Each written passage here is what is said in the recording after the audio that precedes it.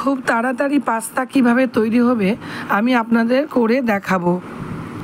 খাবারটি ভালো হয়েছিল, মাকে ফার্স্ট প্রাইজ। দেখুন পাস্তা নিয়েছি আমি, একটি কড়াইয়ে আমি জল আর লবণ ফুটিয়ে নিলাম এবং তাতে পাস্তাগুলো ঢেলে দিলাম। একটু ভালো করে নেড়ে নিচ্ছি দেখুন। আর এদিকে আর একটি প্যানে আমি বাটার দিলাম, রসুন কুচিয়ে রেখেছিলাম দিলাম, এদিকে কাঁচা লঙ্কা আমি বেটে নিলাম। কাঁচা লঙ্কা কুচিয়ে দিলে বাচ্চাদের মুখে কাঁচা লঙ্কা পড়ে, তার জন্য বেটে দিয়েছি। এইবার আমি লঙ্কা পেস্ট দিয়ে দিলাম, পেঁয়াজ কুচিয়ে রেখেছিলাম দিয়ে দিলাম, স্বাদ অনুযায়ী লবণ দিলাম। আর এইদিকে মাঝে মাঝে নেড়ে নেড়ে দেখছি যে পাস্তা বয়েল হয়েছে কি না।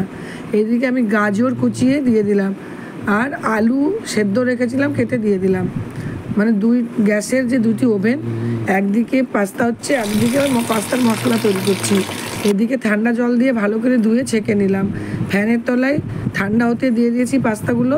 আর এই যে মশলাতে অল্প মেয়োনিজ দিলাম আর টমেটো সস দিলাম, দিয়ে নেড়ে এই পাস্তাগুলো ঢেলে দিলাম,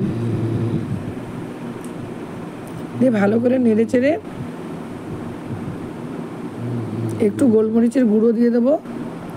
আর অন্য বাইরের কোনো মশলা, পাস্তা মশলা বা কিছু আমি অ্যাড করিনি, এটি গোলমরিচের গুঁড়ো।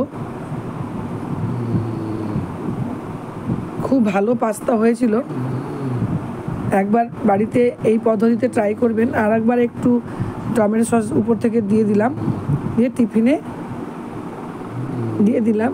আমার ছেলে এই পাস্তা নেবে বলে খুব জিদ করেছিল। ধন্যবাদ, ভালো থাকুন, সুস্থ থাকুন, একবার ট্রাই করে দেখবেন আমার এই পদ্ধতিতে।